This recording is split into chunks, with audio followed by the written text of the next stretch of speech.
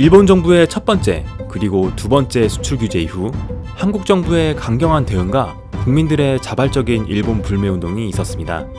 일본 유력지인 마이니치 신문을 보면 일본 정부는 한국의 이런 반응에 크게 당황하고 있고 일본 정부의 오산이라는 정부 관계자의 말이 있었다고 합니다. 현재 일본 불매운동이 얼마나 심각하면 일본 정부는 이렇게 유례없이 당황하고 있을까요? 최근 조사로는 일본계 브랜드 카드 결제 고객수 증감률이 현저히 줄어든 것을 확인할 수 있습니다. 유니클로와 무인양품이 대체로 크게 줄었죠. 유니클로는 그동안 많이 보도해드렸는데요. 무인양품은 어떨까요?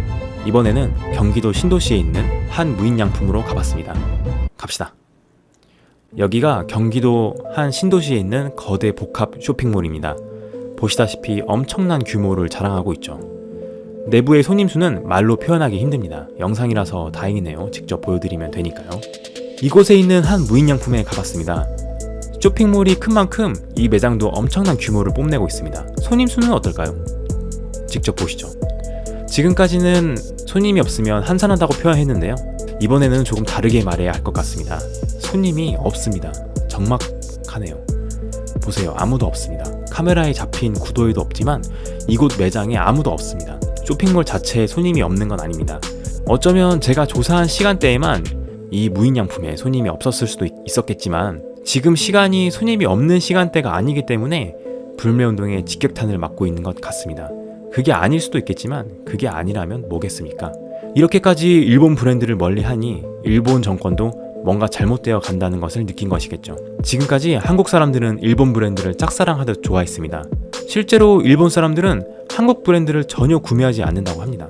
삼성 스마트폰에 삼성 로고가 빠진 유일한 나라가 일본이라고 하죠. 현대 기아차도 재작년, 작년 2년을 합쳐서 14대를 팔았습니다. 일본에 말이죠. 이게 정상적인 나라입니까? 일본은 이미 한국을 철저히 불매하고 있습니다. 한국만 일본 제품을 좋아하고 있던 겁니다. 지금까지 한국 사람들은 그걸 모르고 살았는데 이번 아베 정권의 잘못된 경제 공격으로 모든 사람들이 알게 됐습니다. 이제 아베 정권은 꼬리를 내리기 시작했습니다. 언젠가는 사과할 것 같네요. 하지만 한번 엎질러진 물은 다시 담기 힘들어 보입니다. 과연 앞으로 한국인들은 일본 브랜드를 다시 사랑하는 날이 올지 미지수네요. 지금까지 일본 브랜드 무인양품의 현재 근황을 알아봤습니다.